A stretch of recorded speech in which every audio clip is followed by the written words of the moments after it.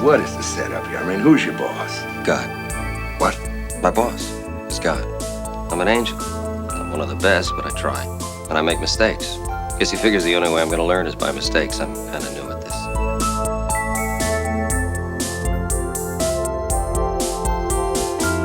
Hello. Welcome to Highway to Heaven Revisited. Hosted by Rachel Mayer and Joel Luders. With moderator Sam Hine.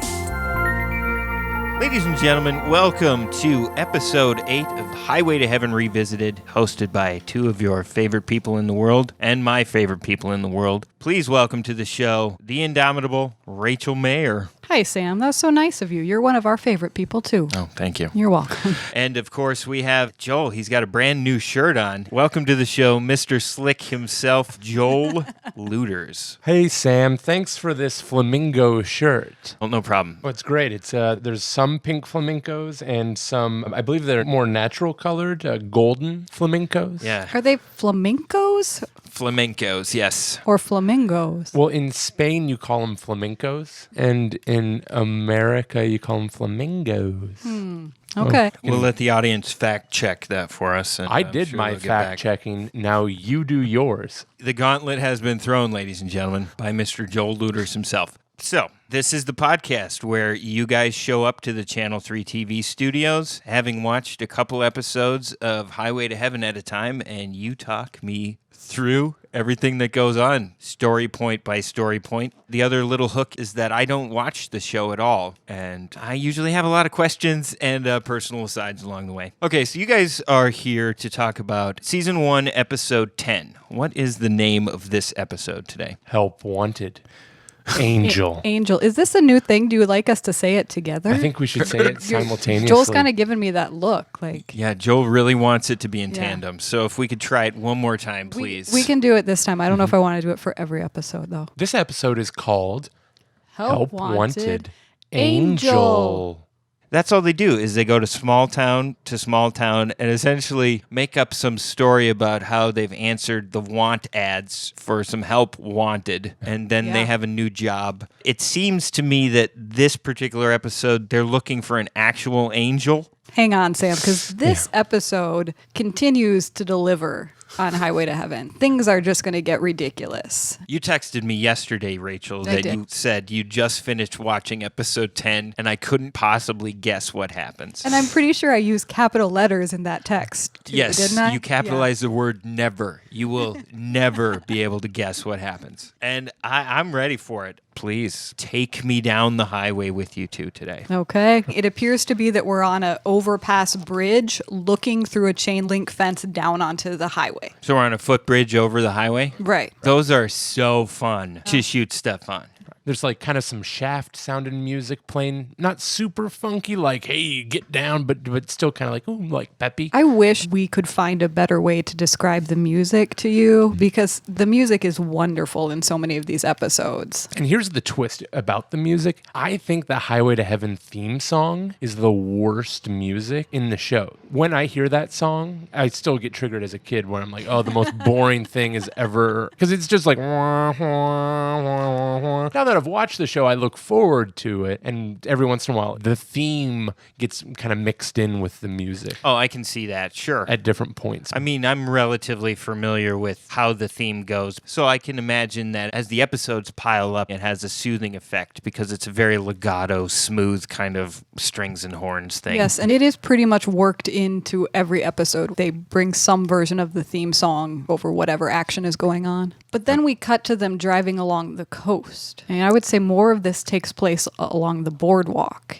in a small seaside town. You know, LA is generally in California, and then if you keep driving west, you eventually do get to a small seaside town, I suppose. Mm-hmm. Good place to get some fried shrimp, perhaps. Joel just made a very skeptical face, so we're just going to have to agree to disagree on that. This episode sounds potentially polarizing. You guys might have walked away seeing two different episodes. Well, I think polarizing is a great word because I really want to see how this episode hits you. Great. Because I do think Joel and I had the same emotional reaction to it at the end. Yes. Would you agree with that, Joel? Oh, I totally would. I think the Okay. only thing that we're in disagreement about is that I realize that this took place in a big city, and for some reason you think that all of these different things couldn't have existed in a small town. Santa Barbara. I don't know the size of these places. Is it important? I don't really No, think it's not important, important guys. at all. It's about as unimportant as that overpass bridge shot, honestly. Well, I think the big takeaway is Rachel didn't like the big highway shot. And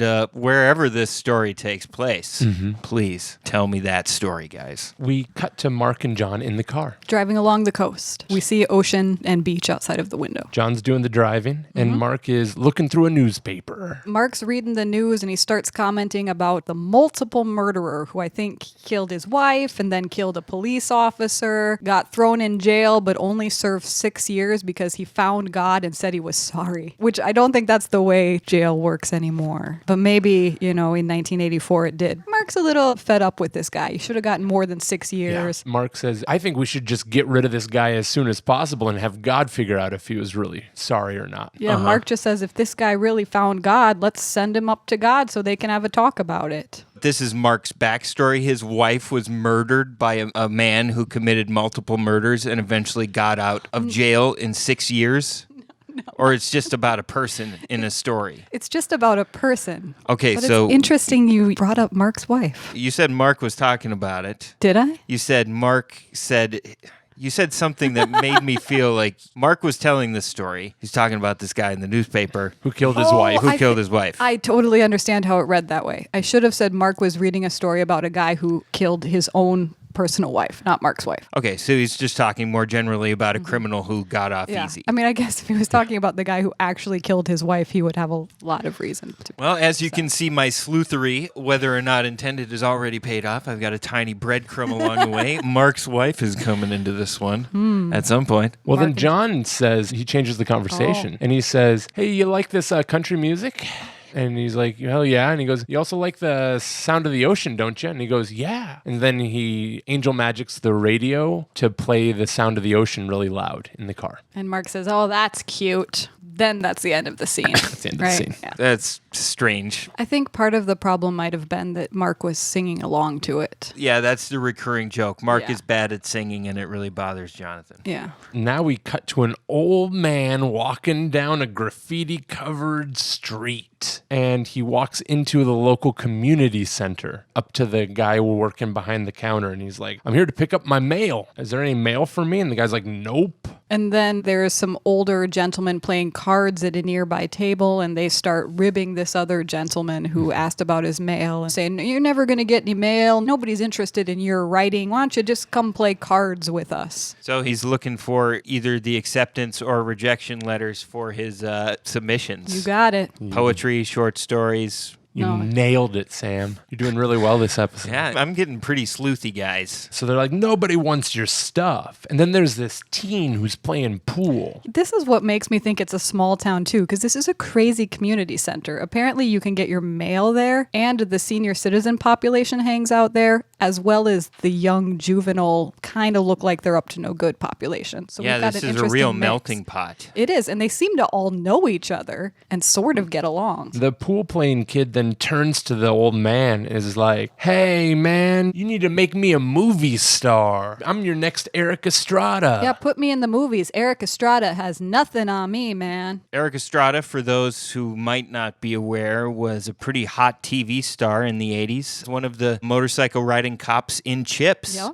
And the alien abduction episode of Chips. I already talked about it. It's terrifying. Yeah, I think we're going to have to do that as a bonus episode sometime. I love that idea. We find out that he writes apparently movies. And I'm just going to throw some names out there. We haven't actually gotten names yet, but for the sake of it not getting too confusing, our older gentleman who does write movies, his name is Martin, and this young pool-playing gentleman, his name is Chewy. Excellent. Yeah, Martin, the older guy, he's the actor named John Lormer. He was a super busy working character actor from the 50s to the 80s. He did tons and tons of TV shows. He's basically known for having a tall, emaciated look. about him. He was on Gunsmoke, Bonanza, Wild Wild West, as well as the original Star Trek. This episode I'm is sure I would recognize him. Yeah, it's full of character actors who are recognizable to me, but were never in anything huge. I think they were just on a ton of stuff throughout the 80s. Chewie, the pool-playing teen, actor Randy Vasquez, he is our first Sliders. Hit the Sliders theme. What if you could travel to parallel worlds? The same year, the same Earth, only different dimensions. A world where the Russians rule America. Or where your dreams of being superstar came true. Or where San Francisco was a maximum security prison. My friends and I found the gateway. Now the problem is finding a way back home. He played Carlos in Season 3, Episode 21, Slither, where Quinn and Rembrandt get snared in a rare South American snake deal and wind up getting Maggie and Wade trapped during a rescue attempt. You gotta stay out of those South American snake deals. He was also on a television show that was one of my favorites growing up, Silk Stockings.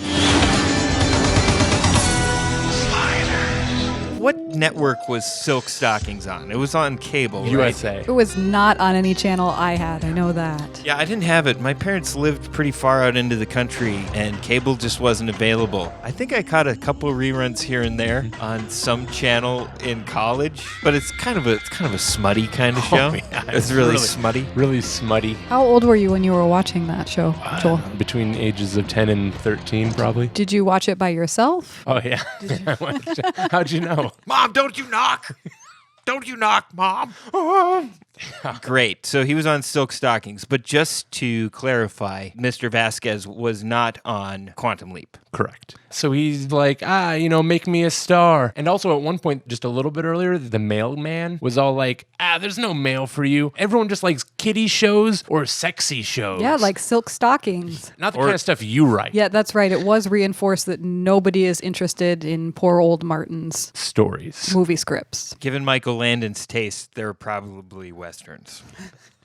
He writes Westerns. Yeah, let's just guess that. Let's guess it until I'm wrong. Yep. So Chewie, the young man, and Martin have a little sassy back and forth where Martin tells Chewie he won't get anywhere playing pool, and Chewie tells Martin you won't get anywhere writing bad movies. And then Martin's friend steps in to defend him. A younger man, still probably in his 50s, not a young man. And he says something along the lines of, Martin's read some of his movie scripts to me, and I think they're real pretty. And then Chewie, the young man, comes in and says, What does he say? Trigger warnings ahead. Well, I'm kind of having a little debate here. Joel and I didn't talk about this, but so he says, you got an R word for a groupie. I don't really know if I want to say the R word. You guys know what I mean. R word for a groupie. I'm fine with You gonna spelling say it out. That's just the same. Got an R word. Do you know what that means? Is the R word the... It's like idiot. Oh, the word that we shall no longer speak. So what Chewie is really saying, but he doesn't have the vocabulary, is that you have a friend with an intellectual disability for a groupie, Martin, but he uses a different word. That word's going to pop up a few times during this episode. Trigger warnings ahead. Yeah, so Martin's friend, whose name is Joey, is given a hard time by Chewie. And Martin says, no, Chewie, I've got a man named Joey for a friend. We're setting up some characters here. Okay, so... Martin and Joey are friends. But Joey is a little bit like Lenny in Mice and Men. That's a really good comparison, actually. I was thinking he was sort of in the vein of Leonardo DiCaprio in What's Eating Gilbert Grape. And so Joey, the actor, was in Quantum Leap. We got another leaper already? We got another leaper. Season 4, episode 17, Roberto. It's the same episode as another Highway to Heaven alum, Jerry Hardin, where Sam leaps into a Geraldo Rivera-like character. Okay. He helps a lady who has asthma with power lines that are... I believe the polluting term her is backyard. asmaniac. I don't know if we can use that term anymore, Sam. That's okay. That one's been swept under the rug, too? He was also... I'll have you know my brother's an asmaniac, okay? He also was in the movie House of 10,000 Corpses. That's a Rob Zombie film, correct? Correct. And I don't know if I've seen that one. I can definitely vouch for The Devil's Rejects. That's a pretty good movie. Yeah, he played Grandpa Hugo. You guys will definitely have to watch Roberto. Yeah. That episode That of has Quantum come up Leap. twice now? 10 episodes in Highway to Heaven, and That episode of Quantum Leap has come up twice. Is that what we're calling them? Leapsers? Leapers? Leapers, yeah, they leap. Leapers or I like it. leapsies? I like We got a leapsy. I like a leapers. Okay, we'll call them leapers. So Joey and Martin are talking to each other, and they're walking, and it looks like there's like a park behind them. Joey and Martin are walking down the sidewalk. Is together. Joey carrying and petting a rabbit by any chance? No, but Martin does have his hand on Joey's shoulder, just maybe to depict a little more that he's a fragile old man. They start talking about movies. They both love movies. Joey's just sort of dreaming, and he's asking Martin, did you get any offers? Wouldn't it be great if you got some offers on your script? And then he double checks with Martin. Joey says, are you still going to use me in your movie, Martin? You want to talk about movies? I saw a scary movie. Then Martin gives us this nugget. He says, I want to make a movie that'll touch people, make them see how lonely we are, how alone we all are, help them to reach out to one another and stop the loneliness, stop the fear. So he wants to make a 2-hour Coca-Cola commercial.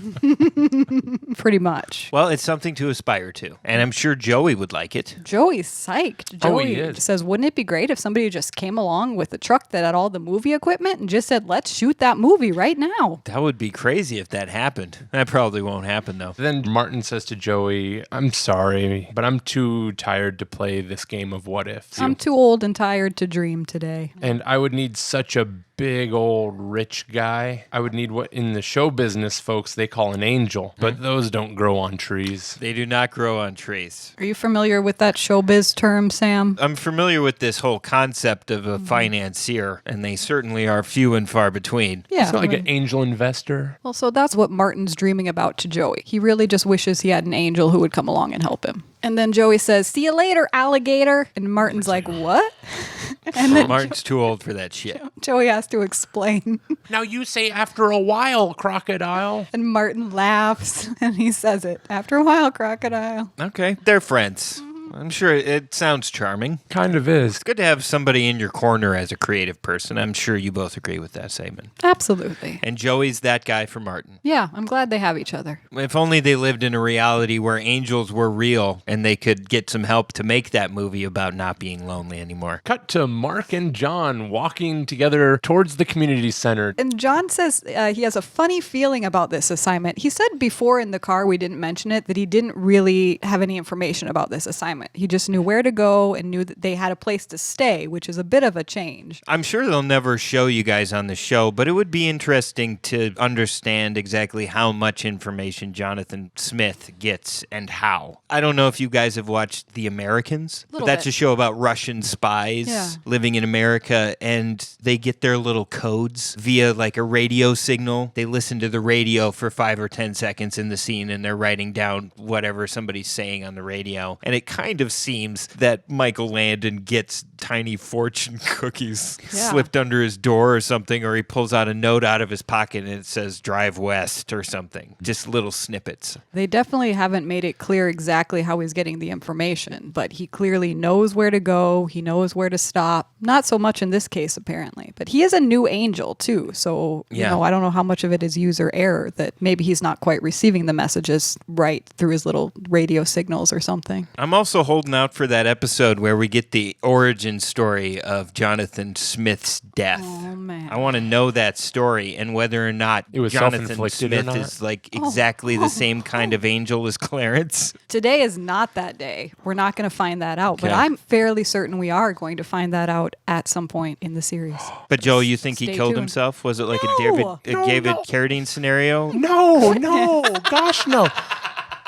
I just wanted to know whether it was or wasn't. I just wanted to make sure it wasn't. Rachel's not on board with either of our theories. Oh, I think it's. How dare we say that about You her sweet man guys. piece, Michael Yeah. Landon? I just wanted to make sure that it Michael Landon wasn't. Had a really hard life. I don't think we need to disparage him on this show. I have my hopes that eventually there will be a Jonathan Smith origin story, Oh, there- and we'll see whether or not there is a connection in the It's a Wonderful Life extended universe. The inciting incident will be whether or not Michael Landon turns into an angel after a bell rings. Oh my goodness. That is very specific. I don't know if we're going to get quite that specific of an answer, but I hope we do. Yeah. Really, all I can say is stay tuned. Okay, so they're ending up in the community center. They're definitely walking down the sidewalk near the community center, and they see a hand-lettered sign. Mark's like, what are we even doing here, man? What are we doing here? Then they both look up and there's a hand-lettered sign. And it's one of those signs that someone specifically has tried to make it look like it was either written by a child or someone who can't write well, where like the E's are written backwards, but it's still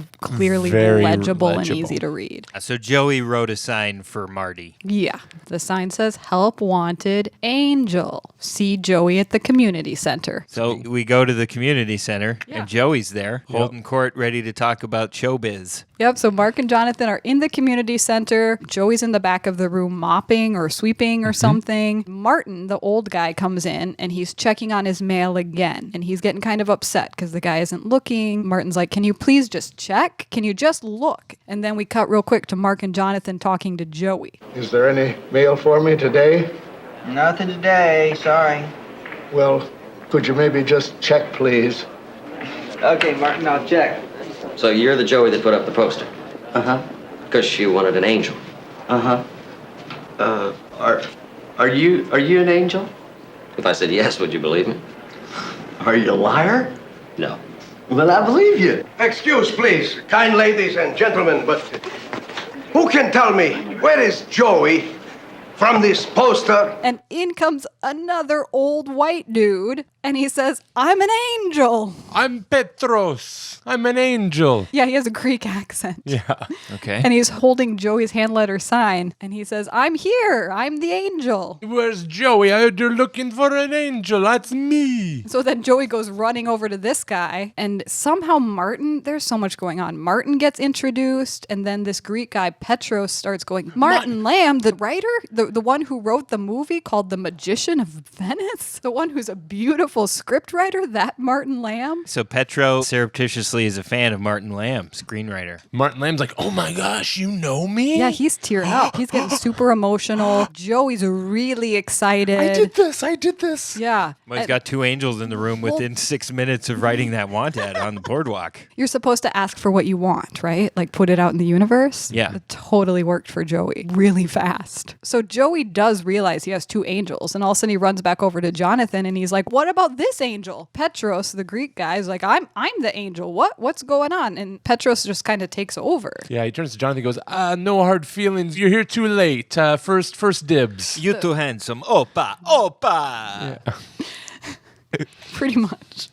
They say that in Greek restaurants, right? And then they smash things. And so then Petros is like, hey, you've got this excellent script. Who are going to be our actors? And Martin's like, oh, I was going to use the people in the community. And Petros is like, the 10 Commandments still needed Charlton Heston. I think we can all agree with that. And so this upsets him. Then John steps up and he's like, hey, you know what? Save a lot of money. And, what are amateurs but actors who haven't had a shot yet? Stars in the making. You could save money and discover a star at the same time. Why not use the actors in the neighborhood? Give them a chance. Petros goes, ooh, I like this kid. This is totally the Michael Landon effect here. Jonathan Smith just says something and someone changes their mind. Petros is immediately on board. I love this idea, and I love you. I love this kid. You'll be a great director. He wants Jonathan to be his director. Wow. Yeah. And Jonathan's like, whoa, I'm not a director. What was I doing just 10 minutes ago in the other part of town? Oh my gosh, I don't even remember. Doctor, physical therapist, lawyer, take your pick. Petros says, hey, I'm no producer. Yeah. These aren't actors. How can we lose? We're gonna make a movie. This is a crazy episode so far. So John and Mark,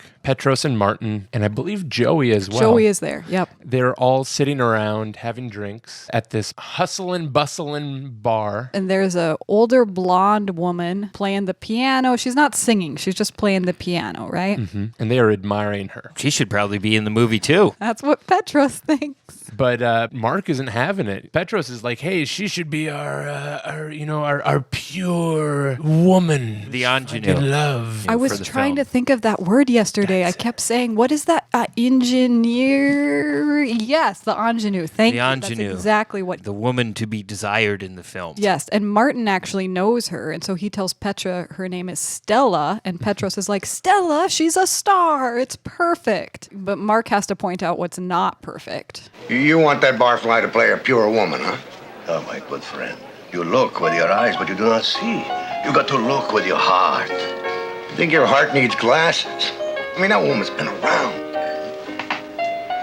Say that again. I said that woman's been around. She's maybe older than he would have picked for maybe this character. She's maybe in her early 50s. They're about the same age. Highly inappropriate. Men in their 50s need to be dating somebody in their mid-20s or early 30s, tops. This is a bit of the old Mark showing up. Petros does call Mark out on this a little bit because Mark's going off on his little rant, and Petros tells Mark that he should look with his heart and not his eyes. But then Mark tells Petros that he thinks his heart needs glasses, so he's not buying it.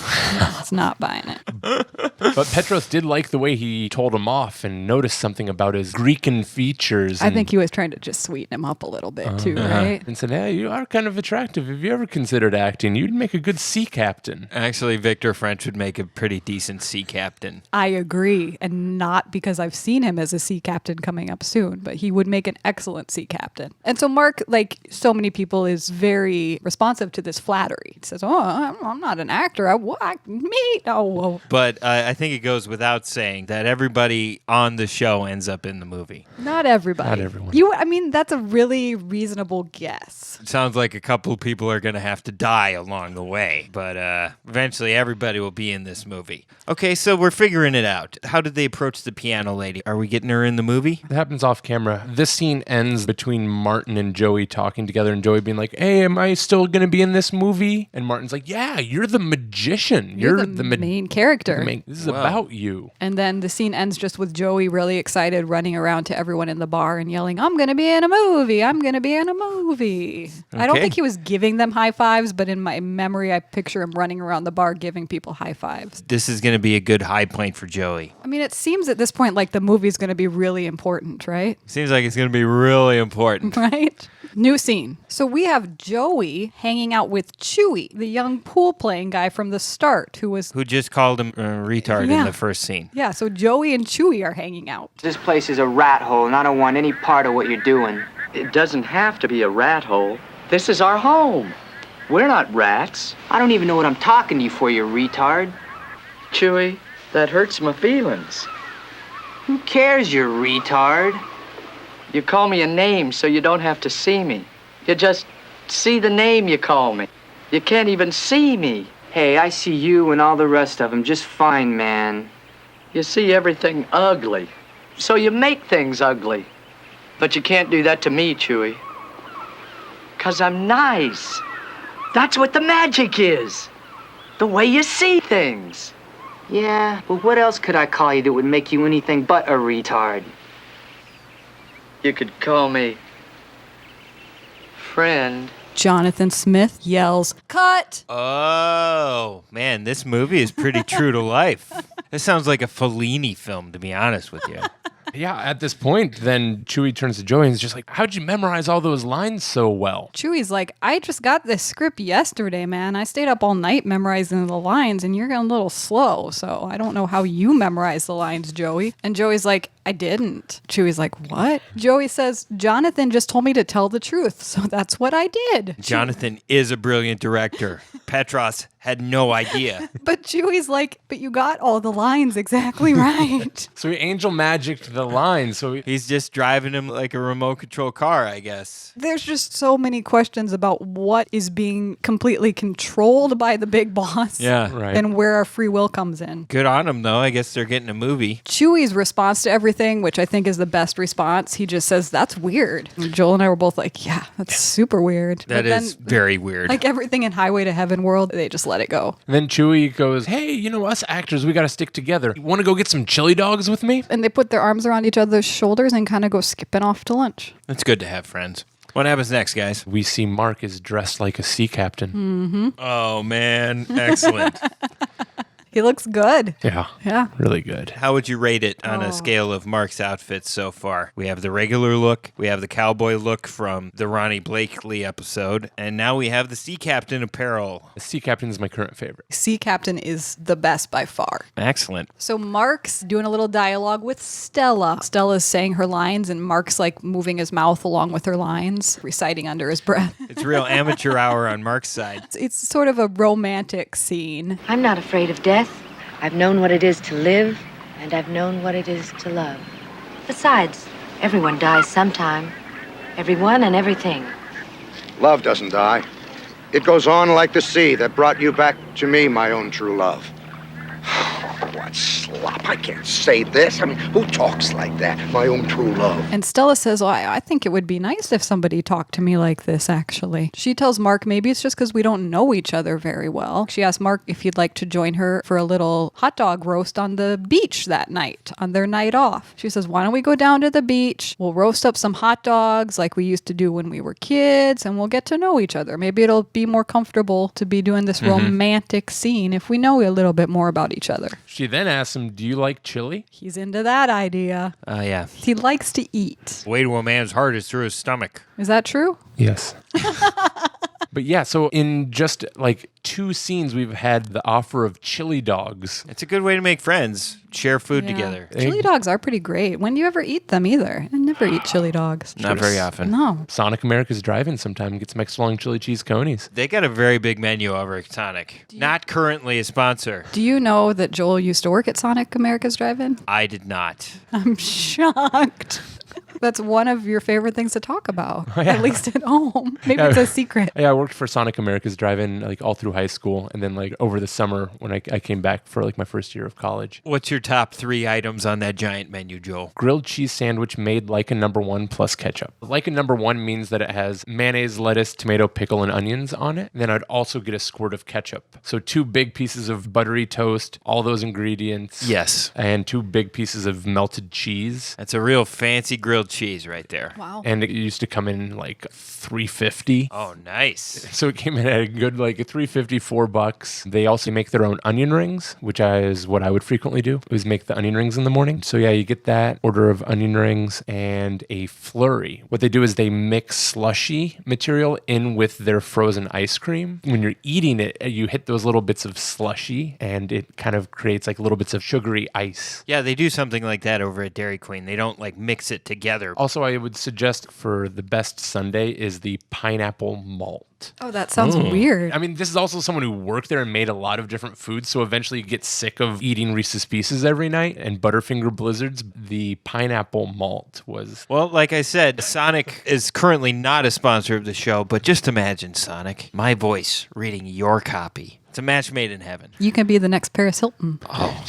God, I would love to be the next Paris Hilton. Do you remember the Paris If only Hilton I could Sonic? find somebody to make a sex tape with That me. was Carl's Jr. Oh, no, wasn't it Sonic? I thought it was Carl's Jr. when It she was eating a Carl's cheeseburger. Jr., but I will do Oh, I got for confused. Sonic what Paris Hilton did for Carl's Jr. I was rewatching some Simple Life episodes, which I hated when it came out. I remember being like morally opposed to it. It's funnier than I remember. But they work at Sonic for a while, so I think that's why I got it confused. And I was thinking about that because Paris Hilton has to make the onion rings, and she does a really bad job of it. Nice. Yeah. Just send us an email, Yeah. Sonic. So we're at the beach. It's nighttime. The sun's gone down. There's a campfire. It's very romantic. There's 2 nice long neck beers. Stella and Mark are getting to know each other. That's why they're having this little beach outing. Stella's reminiscing about she used to come to this beach when she was a kid. She had lots of good memories. And Mark starts asking her some questions. I thought Mark did a really nice job trying to find out a little bit more about Stella. We find out that Stella has tried to be an actress her whole life, and she's gotten a lot of bit parts here and there, a lot of promises. Lots of promises. But nothing ever worked out. Turns out she has the same answer when Mark asks her if she's ever been married. She says, nope, lots of promises, but nothing ever worked out. Why does Mark say he was never married? Because he talks about how he was never married, and he sort of speculates on what it might have been like. Was it because he had too much drinking to do? Yeah, I think so. I don't remember what his excuse was. What's your excuse for not getting married,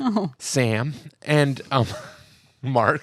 Your impression of my niece is crazy. A couple months ago, I was sitting with her, and we were having a snack. And she looked at me so disgusted, rolled her eyes, and said, "You're never going to get a wife." Was it a salty snack or a sweet snack? Yeah. It went immediately salty from there. How old is she? She's 6. Oh, wow. And, you know, she has these paradigms written to her in her princess stories. I kind of just like the passion with that line was delivered at the age of 6. So much sauciness behind it. What'd you say when she said that? I was honest with her. I said, listen, in order to get married, you got to first find somebody you want to marry. And then hopefully that person also wants to marry you back. That's surprisingly hard to do. It is. I mean, even though I am married. You know, listen, I'm happy with my life. We got a line out on Allison Duty.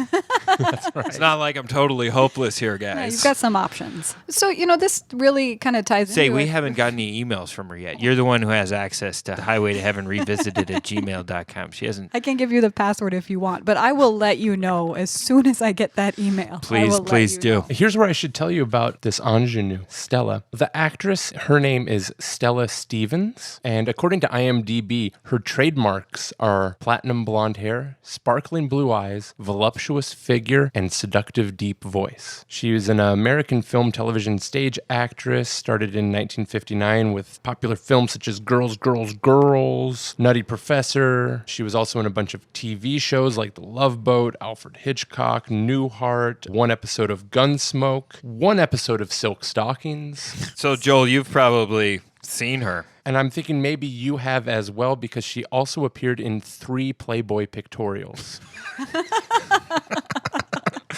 Guilty as charged. Wow. What years? Do you know? She was Playmate of the Month for January 1960. Wow. It sounds like a total babe. Go, Mark. I probably have seen her in The Nutty Professor. That's the Jerry Lewis version of The Nutty Professor. Yep, I believe she is the main female character. Okay. I mean, it's no flubber. But what is? What is? I do remember that movie. That was with Robin Williams, I believe. And that flubber was wacky. It's so bouncy. I'm so good at basketball now that I got this flubber on my shoes. It's like the adipose in Doctor Who. That's a Doctor Sam Who. doesn't Sam know what doesn't we're know talking what we're about. talking about. Our job is to explain it to Sam. They're like flubber, but cute, and they're alive. Adipose. And made out of human flesh. They're like bouncy skin grafts. But cute. That's disgusting. But But cute, bouncy skin grafts. They're all like, hi, hello, goodbye. I know we're convincing you to watch Doctor Who now. Every episode, Yeah. I get closer and closer, guys. Highway to Heaven Revisited will return after a brief intermission. This is the intermission. It is happening right now. Please subscribe to Highway to Heaven Revisited wherever you get your podcasts. That way, you will never miss an episode. Visit our website, highwaytoheavenrevisited.com, to listen to every episode of the podcast. While you are there, you will find links to our social media pages, contact information, and ways you can help support the show. If you enjoy the podcast, please consider supporting Highway to Heaven Revisited on Patreon. Visit patreon.com/Highway to Heaven Revisited to see the variety of special perks exclusive to Patreon patrons. Is your company interested in sponsoring Highway to Heaven Revisited? Please send an email to highwaytoheavenrevisited@gmail.com. Sam has been waiting his whole life to read your ads on the show. Intermission is over. So Stella and Mark are really getting to know each other on the beach here. They're having a great little barbecue. The fire looks awesome. It looks nice and cozy. Stella does make a little bit of a joke when they're talking about marriage, and she says the only ring I ever got was the brass ring on the carousel, which I'm familiar with what that is, but that was before our time. Do you know that concept of the brass ring on the carousel? They gave you a stick or something, and as you pass by, you have to like try to get the stick joust You got style to get through a a literal ring. ring. thing, yeah. I believe it was more popular when carousels were first showing up, and they were one of the original amusement park rides, and people were amazed by them. So while Mark and Stella are sitting out underneath the boardwalk, she goes on to tell him that she had a kid once, but she had to put her kid up for adoption. But now that kid is married and has children of her own. Yeah, so she's managed to keep in touch somehow. She knows that her daughter turned out really well. Her daughter is beautiful. Her daughter has beautiful children, so she has beautiful grandchildren. And Mark tells her, well, that makes sense because she has such a beautiful grandmother. And then Stella says, thank you. You know, you're kind of beautiful yourself. Man, Mark's going to be sad at the end of this show because he's only got about 48, 72 more hours in this town before he's got to move on. Sam, Mark is going to be sad at the end of this show. That is true. Some romantic music plays. They cheers each other. They look into each other's eyes. Camera just pulls back. Onto a seagull as it takes off. That's right. Then we just have a shot of a seagull. Love is in the air. The next day, John is walking on the beach by himself. I did write that he's wearing his, the denim tuxedo, the denim shirt and jeans. The Canadian tuxedo. The Canadian tuxedo, thank you. He's wearing the Canadian tuxedo, walking along the beach. Hair is just blowing in the wind. Is the Chariots of Fire theme playing? It kind of was in my head, but not actually on the show. Okay. So Jonathan's walking along without the benefit of the Chariots of Fire music. Petros walks up to join him. They're just standing, staring out at the ocean, and turns out Jonathan is a little worried about Mark. He didn't come home last night. Oh. But before anyone gets too concerned, Petros just points over and says, yeah, look, he's right over there with Stella. They've been out on the beach all night together. They stayed up all night talking and singing. Wow. Yeah. They must be hammered by this point. And somebody says something like, it's working out just like in the script. Life is imitating art. Okay. And then there's something about, I wonder how this script is going to end. Jonathan gets a very thoughtful look on his face, turns and looks at Petros and says, Where did you say you were from? Galilee. Your name, Hadiag, what does that mean? Hebrew name. Like Jonathan. In Hebrew is Jonathan. Means God gave. Maybe God gave all these people here. Jonathan. But your name, Hadiag, what does that mean? It means a fisherman. Peter the fisherman from Galilee, who was sent out to fish for men's souls. That's me. You don't recognize me, eh? Well, an angel's earthly form has nothing to do with what he looks like in heaven, but only the soul is seen.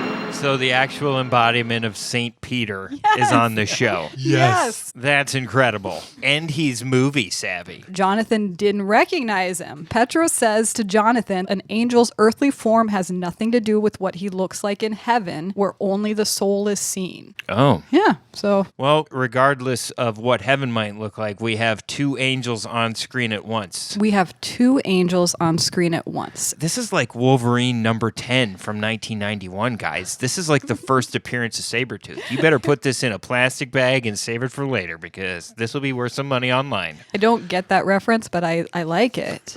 Seems to ring true.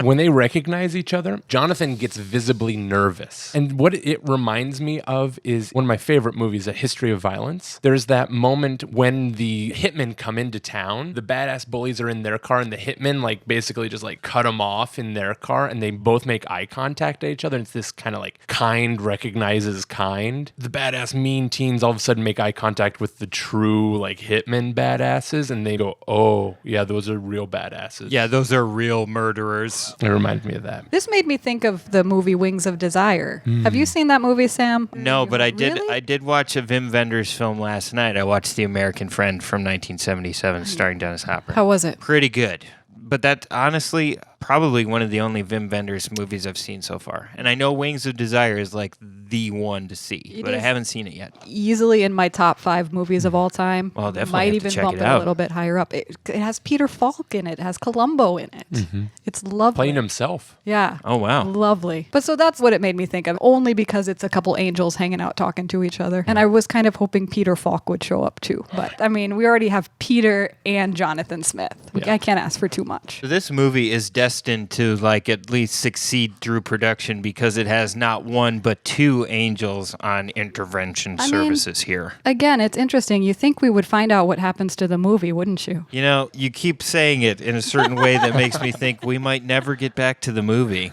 That would be a little unsatisfying, wouldn't it? Well, Jonathan has yet to be in a scene. No, he's the director. No, Jonathan does not star in the movie. Joey's the star of the movie. He's the magician. Yes, you're paying attention. In the movie titled The Magician of Venice. Right. Yeah. Which makes me think maybe they mean The Magician of Venice Beach, but I could be wrong. So Jonathan is nervous. Yeah, and Petros realizes that. And he says to him, "You look frightened, Jonathan." And he's like, I'm sorry, I've never met one of the big ones before. Am I doing a bad job? Yeah, just so human-like. The first thing he assumes is, what am I doing wrong? Corporate sent you. Exactly. Am I doing a bad job? Why are you here? Peter tells Jonathan, "Oh, this is kind of a big one. We actually thought you might need some help on this one. You haven't read the ending of the script yet, have you?" Uh-oh. Petros hands him the script, Jonathan walks off and is reading the script. then turns around and says, Does it have to be? Can't we change it? No. What is written has been written. And I was not the author. We both know that. The play must go on like life until the final act. Camera shot of Stella and Mark walking along the beach. This smells heavily of death right now, guys. Oh. This next section I called, for all my fans out there of The Cure, I called this part Standing on the Beach, Staring at the Sea. John and Mark are together on the beach, staring out to the ocean. No gun in their hands, but they're talking together. Mark says, "You know, being with you, John, the last couple months of my life have been the best thing ever. And it hurts me to have to tell you this, but I've got to be leaving you. It's time for me to be moving on." Why? I got a pretty good hookout, and I might get laid like as early as this afternoon if I play my cards right, dude. The only reason two bros ever part ways, he says specifically, "I'm going to ask Stella to marry me." Yeah, he's going to make it legit. He's getting that piece of paper. Wow. Mark's got some laser focus going on. Jonathan? He doesn't want to be the co-star of this TV No. show anymore. He's looking for a spin-off. Married down at Venice Beach. That's moving a little fast, but That's exactly what Jonathan says. Mark wants John to just be excited for him and tell him congratulations and that he's happy for him, but Jonathan just says, I think you're moving kind of fast, man. Don't you think you should slow down? If you're a real friend of mine, you would just be happy for me. Can't you just say that? Can't you just say that you're happy for me? He can't.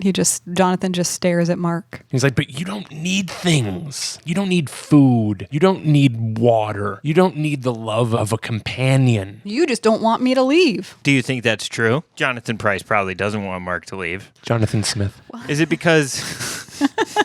How dare you? Well, I think that You will join my cult. Give me your car keys. Is it because Michael Landon doesn't know how to drive?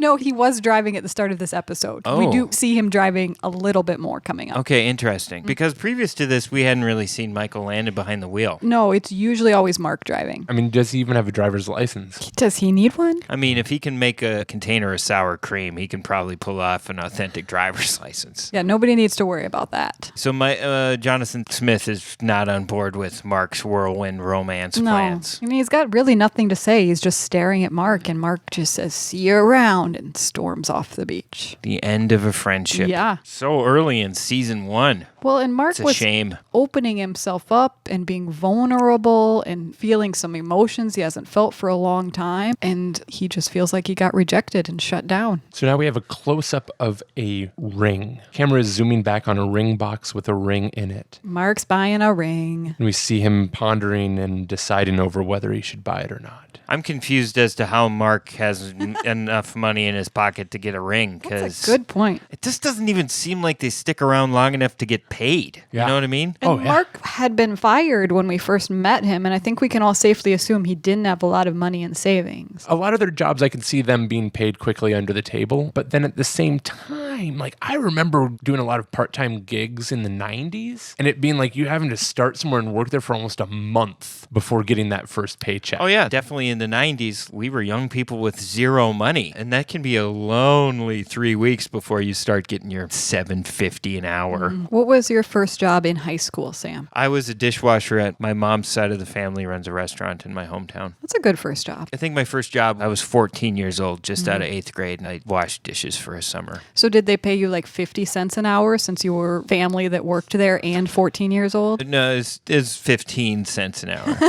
It was whatever the Clinton administration had deemed the minimum wage at the time, or like $5.10 or $5.15. $5.15, I remember being a thing. What was your first job, Joel? Dishwasher. Really? At the college that my mom taught at. Wow. Nice. I was 13 and a half. Wow. Great. Really? You're always bragging, Joel. That was the only place you could get hired at 13 and a half 13 in the and a city. half. We worked at the end of a conveyor belt that all of the dumb college students would pile all of their awful dishes and just make messes of their food, sticking their cups in their potatoes. They didn't know there was a 13-year-old back there dropping it all into a working his slop. summer away. How about you, Rachel? What was your first job? I was 16. I was apparently pretty old in terms of getting a first job compared to you guys. But a bunch of my girlfriends, I don't even know who found this job, but somebody had gotten a job working over the summer on an herb and vegetable farm. And so then the rest of us just jumped on board. And I 100% would have quit that job the first week if my friends hadn't been there with me. But it was horrible. I can't remember what we made. It couldn't have been very much. Sounds like very hard work. I just made so many bunches of basil. More basil than you could ever imagine. I did get the best tan of my life. I was super tan, but not really worth the trade-off. That's no small feat for a ginger lady like yourself. No, so I learned that if I want to get a tan, I need to be outside literally every day of summer, pretty much all day. Good to know. Yeah. Where were we? We're going to have some montage. Is this making the movie or is this making the romance? This is really a good romantic montage. Mark and Stella are just having fun. They're hamming it up at that giant amusement park on in the this boardwalk. small town. Yeah, they're having fun. They're taking their pictures in those cutouts that you stick your face through of like the strong man. Yeah, and he wins her a stuffed animal. No, she wins herself a stuffed animal. She wins him a cute little teddy bear. What a stunning gender reversal. They're riding in a bumper cars together, and he's got the bear on his lap, like the bear's driving. He's like cheesing a lot for her, and she's laughing. Really good time. Sounds like a heartwarming montage. It's nice to see Mark kind of just letting loose and looking happy, especially considering how he had just gotten his heart broken a little bit by his best friend. So now he's just has Stella, and they apparently hang out all day because in the next scene it's nighttime, right? Right. It's dark out. And they're walking up to a carousel. They're sort of like fiddling with a doorway, and Stella's like, "Are you breaking in?" And Mark says, "You can't break in. It's unlocked. Come on." And she doesn't really want to, but he sort of goads her into going into this room, and it's the carousel. All the lights are off. Yeah, and she's like, what are we doing? And Mark says, "Oh, I know the magic words to get this carousel to work. What are those magic words? It's gonna cost you Cost me what? a kiss." Okay, a kiss is okay. It's a little on the line, but that's where the line is. And so we actually get our first real kiss of the series, if I'm remembering correctly. Oh, I suppose that's true. Yeah. Because there's been a lot of sexless affection amongst many characters on this show. Strange cuddling faces behavior, but this is a full-on kiss. This is their chance. They're going for it. Cut to the chase. It's Yep. been a good long drought for Mark, I'm sure, because he's such a salty bastard. After they kiss, Mark just yells really loudly, $50. And the lights turn on. So that was the carousel magic starts words. rolling around. Again, where does Mark get all this money? He's got enough in his pocket for a ring, but then he's got another $50 on top of whatever he spent on the boardwalk. Good questions. I didn't think about that. I think Jonathan Price. I think Jonathan Price can actually make money. I think Mark is getting a stipend. I think he's a salaried sidekick. He has to pay for his beer with something. So they get on the carousel and they're riding around in the carousel together and they're having a lot of fun and they're laughing. And Mark tells Stella, "Try for the brass ring. Grab the brass ring." And Stella's like, "I don't think there's a brass ring on this carousel." They stopped doing that after the carousel competition days. The bottom fell out of the carousel market. It wasn't as fancy as it used to be. In the 60s. People weren't looking for the perks with their carousel experience like they used to. Stella says there's no ring on the carousel. And Mark says, "Yes, there is." And he holds out the ring box. Ah, smooth move, Right? Mark. I didn't really see it coming. You guys misdirected me long enough where I was like, oh, surprising. And at this point, Stella just gets really serious and doesn't say anything. There's a long pause. For a long time. Long enough for the carousel to stop. The carousel music. The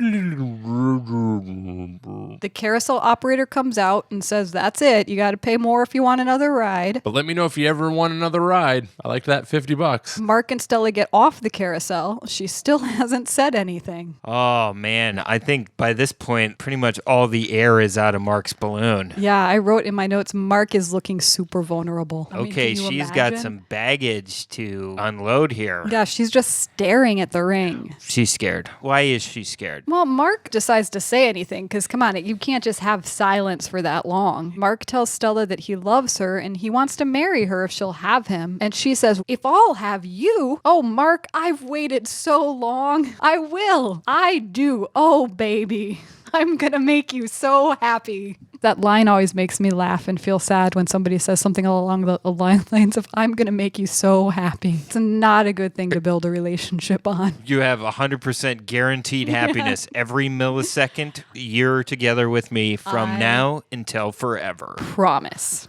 It's in the vows. So then they says, all right, all we need to do is go out and get a blood test, and I'll wear the sea captain outfit. More kissing. And then they kiss. Too bad they're going to find out it's incest later. I predict incest. So I actually looked this up because I was like, what's the deal with the blood test? At least at our age, we're all familiar with the concept of having to get a blood test when you're applying for your marriage certificate. Nobody does that anymore. Oh, you don't have to anymore? Nope. It actually stopped in the early 80s. You still have to in Montana. But the reason the blood test started was actually to test for venereal diseases. It has nothing to do with marrying your brother, though, which I think a lot of us, that's what I assumed. Did you, Really? Julie? No. Gross. Screening for rubella and syphilis. And then syphilis was the main one because apparently syphilis can cause serious birth defects. I didn't research it in depth, but apparently it came out of some of the eugenics movements of the 1930s. And if you did have syphilis, you had to get treated before you could get your marriage license. When I said gross about marrying your brother, I think if you're consenting adults, you should be able to do as you please. Especially if you and your brother were separated at birth and then you meet when you're adults and you're oddly attracted to each other and you find out after you're already engaged.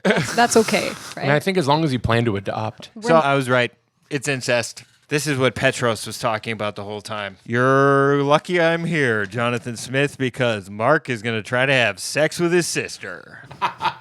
God is not in favor of that. Unless you need to create a bunch of... You're reading my mind. Unless there's only 2 people on the whole planet. Yeah, if you need to repopulate the earth. Or if everyone's been wiped out in a flood, then you might need to procreate with whoever you can. What was Mark's sister's name from the first episode? Oh my goodness. Linda?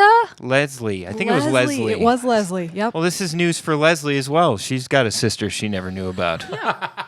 How does this continue to unfold here? So we're going to cut for the first time to the Thornton Hotel, which rents rooms by the week, and that is where Jonathan and Mark are staying. Mark comes in, slams the door, which is never a good sign. Guess what happened? She dumped him already. She dumped him already. Yeah. Stella dumped him. She totally bought the farm in the last scene 5 seconds ago. Well, and Mark says, we did the blood test and everything. Yeah. And Stella left Mark a note saying she ran off with an old flame. It was nice while it lasted, but this old flame is better, so she's running off with him. He goes over to the fridge and opens it up and pulls out a beer. Slams the door and throws the beer cap across the room.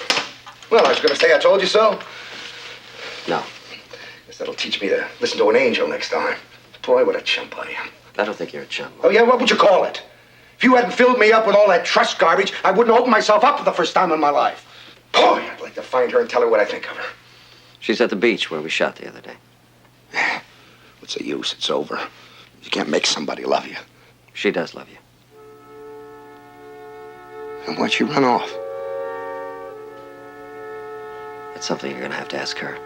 So Mark walks down to the beach and he finds Stella. Stella tells Mark, why are you here? You should have just left it alone. She's kind of being mean to him and like trying to push him away. But didn't you get my note? Didn't you read it? Don't you know I picked someone else over you? But he won't let it go. He's like, how'd you meet somebody so quickly? I love you. Why did you leave? She tells him that she loves him as They well. end up hugging each other. She's like, I do love you. I love you too. And the movie is totally gone. Nobody's making a movie anymore. Nobody calls cut at the end of this scene. I was really caught up in the drama at this point, so I had kind of forgotten about the movie. But this is not a scene. Nobody's calling cut. What we find out, the blood test did not show that Stella had syphilis, but it did show that she's dying. That's why she left. She thought it would be easier for Mark if he thought she left him and he could hate her than if he knew she was dying. Mark's like, you were wrong. Yeah. That's never the right choice. Do they specify what she's dying of, or it's just an ambiguous terminal illness? Yeah, just something quick moving. So Mark says, you've only seen one doctor. Doctors can be wrong. Doctors aren't gods, you know. They don't know everything. The only thing that can save you is a god. Hang on. I've got a well-connected friend that could help you. Actually, trust me. I can help you. Trust me. Please, will you trust me? Mark runs back to the apartment. This is going to be one of those things where Mark's like, you can kick the shit out of these guys for me, right? Right? Right? Why aren't you kicking the shit out of these guys for me? Dude, where are you going? Jonathan can't change it. You know that. He can't change it. No. Mark's the boss like, wants why? Stella to die. Exactly. The boss wants Stella to die. They're both getting pretty emotional. Mark says to Jonathan, you're just doing this so I'll stay with you. And Jonathan says, you know that's not true. And at this point, they're both staring at each other and crying. Mm-hmm. They're both crying. They're both crying. He's like, who does her death serve? Jonathan is crying and Mark is like welling up pretty seriously. John says, I don't know why some people live as long as they do and others are taken so soon. But I do know that up until the time you met Stella, you never knew the joy of giving and loving so completely. And now that's inside you. It's alive inside you, and it will be forever. And up until Stella met you, she never knew anything but broken promises. And now she has a man willing to share the rest of her life with her, no matter how long that life is, measured in years or weeks or days. Because you love each other. Not even death can take that away from you. Okay, so she's going to be dead by the end of the episode. But first, Mark has to run back to the beach, because that's where Stella is. And Stella just does that movie thing where she knows. Mark doesn't have to tell her. She's just like, you saw your friend. He can't do anything. So Stella has one favor to ask Mark. She wants him to scatter her ashes in the ocean. Mark has a favor to ask Stella. They go to a magazine stand and she goes to the adult section behind the curtains and comes back and hands him a Betamax tape. No, January 1960s edition. Mark. Playboy. Mark tells her he wants to marry her. Yeah. Oh boy. He says, yes, I'll cremate you, but please, I want you to marry me. Marry me before I burn your dead body and I'll throw it in the cremate ocean. you if you'll marry me. Oh, he's got a nice little speech about how they're both alive now, and so they shouldn't spend their time worrying. They should just get married and be happy for as long as they have. And she agrees. And they kiss again. They kiss again. Second kiss. So much kissing. Third kiss. At least. Wow. These olds are getting it on screen. Mm-hmm. Well, they really don't have time to waste. Guess what happens next? She dies. It's a wedding. She's got her tongue in Victor French's mouth, and she's just like... And he's like, Stella! No, they're on the beach and there's a wedding. Mark and Stella, Jonathan is there, Martin is there, Chewie is there, and Joey is there. Petros? Petros, I think. Sure, he's probably gotta be there. officiating. Yeah. No, but Mark is wearing his sea captain outfit. Huh. Mm-hmm. So, you know, for all our joking, Michael Landon and Victor French are good actors, and they get some solid talent in this show. Mm-hmm. So I was really caught up in the drama. Yeah. Like, I was buying it at this point. But I literally, as they're in the wedding on the beach, turned to Joel and said, what about the movie? It had not occurred to me up until that point, because I was just going with the story. And we try not to talk, but this one, a lot came out. I was like, is couldn't this a keep my mouth shut. two-parter? Yeah, I was like, what happened to the movie? They just threw it into the ocean along with the cremated remains of Stella. Yeah, because we've got end. like less than 5 minutes. Oh, gosh. We are almost done. They just jettison a plot line in order to get to the most sentimental climax here. Had they already done too many two-parters, I feel like this one could have been a two-parter. Because there was so much whimsy in that scene with Joey and Chewie earlier where like life was imitating art and Joey knew all the lines without knowing them at all. Yeah, there's a lot we could have explored with those characters and with Martin. And it's always fun to watch a movie being made in something that you're watching. I'm a big sucker for that. The one thing I did notice when they were making the movie, we saw no evidence of a movie being made at all. Interesting. Because we thought that you would be interested in like the type of filming equipment that they would be using. I'm always interested in that kind of stuff. Yeah, too bad. Okay, so they exchange vows. They are exchanging vows. They go through Mark's part. He says, I do. They start going through Stella's part, and she stops the officiant, and she's like, you know what? Just skip to the end. So he just skips to the end, and she says, I do. They are pronounced man and wife, and they kiss again. Slow zoom in on the horizon, ocean waves, Yep. some sunset, some slow everyone piano. is happy in the Everyone's crowd. happy. Then we hear Jonathan Smith's voice come in We have as a voiceover. Jonathan voiceover. Oh, this is a great sign. This sounds like the end of the sequel to Planet of the Apes. Mark and Stella had 7 weeks together. And then my friend kept his promise and scattered her ashes over the ocean. There was no eulogy. He said only these simple words. Till we meet again. Long shot of the ocean and some seagulls. Roll credits. What in the world? I gotta tell you, I had a couple tears. I was tearing up a little bit at this point. That's a real harpoon to the heart. The whole, like, she lived for 42 more days. And then Mark had to burn her body. Had to pay for her body to get where'd burned. they get that money? And Okay. did they spend those 7 weeks finishing the movie? Because she was in the movie. Yeah, they left a lot of loose ends here. Or was Martin's dream just dashed? I'm hoping in a later episode there will be one just called The Magician of Venice. Yeah, where you actually get to watch the movie. You or know you what? go I to the hope- premiere of the movie. That at some later episode, Mark and Jonathan are walking past a movie theater, and on the marquee, we just see The Magician of Venice. Love it. I would Yeah? also like Yeah. that. Okay, well, that's the episode. From my perspective, disappointing, and there certainly wasn't the Highway to Heaven version of Francois Truffaut's classic film, Day for Night. This was not an episode purely about making movies at all. This was an episode about finding love later in life and having it ripped away from you almost immediately. Yes. It sounds like Victor French will be at Michael Landon's side forever now that Michael Landon has not intervened in the divine murder of the love of Mark's life, Stella. So I guess the real question is, what is the moral of the story? That is a big question. You know, this might be a general moral that could pertain to a lot of the episodes we've already seen before, but something about not judging a book by its cover comes into play here. That's something Mark has been working on throughout the series. And also, Chewie sort of examined it while playing himself in the film. Yeah, and Mark... I'm just so disappointed right now. I'm having trouble coming up with one of those meandering moral of the stories. This episode is nuts. What are we supposed to make of this? Yeah, the whole bailing on the filmmaking process and then just making it about Mark actually finding somebody to cuddle with for a second before she was totally dead. Right. Here's what I think Highway to Heaven is trying to show you. Don't judge a book by its cover, because if you strike up a conversation, you might find out that you got a lot in common with this lady, and it could lead to a lot of smooching until she's very, very dead. You know, you're both in your 50s at this point. I don't think it's realistic to expect her to have lived a virginal life. No, you know? not at all. Yeah. So I guess it's don't judge a book by its cover and make hay while the sun is shining. I think that's good. This is a tough one. But I really am thinking a little bit about Martin, our filmmaker, who's probably in his 80s, wouldn't you say, Joel? Yeah. And he has presumably been pursuing this dream of being a filmmaker his whole life. And it sounds like Can you he's had a imagine? modicum of success because Petros is I an think angel. that might have just been a little fishing line. Yeah, that's right. You know, Yeah. Petros is just another omniscient being from heaven That is who what- knows everything about him. What I thought when that line was first delivered, though, that Martin was actually a well-known filmmaker who has just fallen on hard times, but I have to kind of second guess that now. And I mean, it also is possible to do something and then, like, decades pass and you end up being 80 on the beach somewhere, living with the co-stars from your TV show.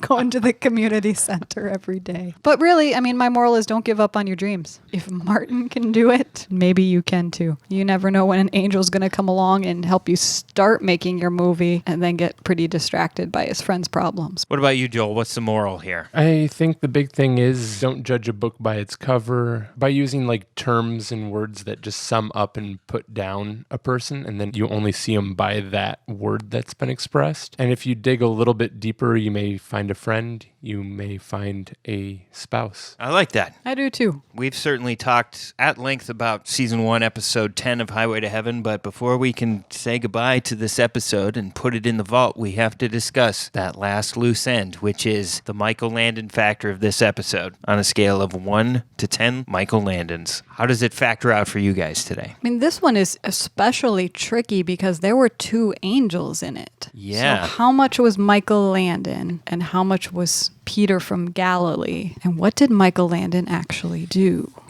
Other than not cure someone's cancer or sickness. He changed the radio station to Loud Ocean did. very early in the episode. He produced a movie and he gave Mark some good advice. I'm going to go with 7. 7 Michael Landons Yep. from Rachel Mayer. What do you think, Joel? It's going to cost him because there wasn't enough room for any Michael Landon romance. There's a lot of plates to spin here. Yeah. They don't always factor in, but the sexual magic angel carrot is always on the... Yeah, it just hasn't been quite as in the forefront for the past few episodes. And there weren't scenes of him doing any crutch kicking. We had this crutch kicking coined phrase. And where is it gone? They keep reinventing the mold here. He kicks no crutches. Car magic. Besides the radio. You're talking about the reanimation of machines. Right. Like the fixing of air conditioners Right. and the starting and stopping of car engines at angelic will. And there wasn't a lot of, it wasn't like, oh, he said the right thing at just the right time in this. But meeting the other angel, that was big. And that was just really charming where you're like, oh, I can't take my eyes off of Michael Landon right now. So I would give this 6.5. 6.5. Rachel, you gave it 7? 7. So I guess for Season 1, Episode 10, the overall Michael Landon factor, according to your hosts, is 6.75. I hope somebody's keeping track of this. We could work that into some rubric somewhere on the website. That's a good idea. Well, ladies and gentlemen, we're going to wrap it up quick here at the Channel 3 TV studios. There seems to be a storm brewing outside, and somebody, the moderator of this show, has got to let his poor little kitty cat in before the rain hits. Thank you very much, ladies and gentlemen, for listening to the latest episode, the 8th episode of Highway to Heaven Revisited, your favorite new Highway to Heaven watch-through podcast, hosted by Rachel Mayer and Joel Luders. My name is Sam Hine. I'm the moderator, and I hope you have a great day. See you on the next episode. Bye. Next time on Highway to Heaven Revisited. Brad, you know when I was in the Army, I met a woman when I was in Saigon, a Vietnamese woman. I want you to understand that this is before your mom and I were married. Go on. She had a baby, a girl. That girl is my daughter. I only want... I don't care what you want. Why don't you go back to Vietnam where you belong? Mr. Smith, if you're fair enough, you may have come along just the right moment. Well, I do that sometimes.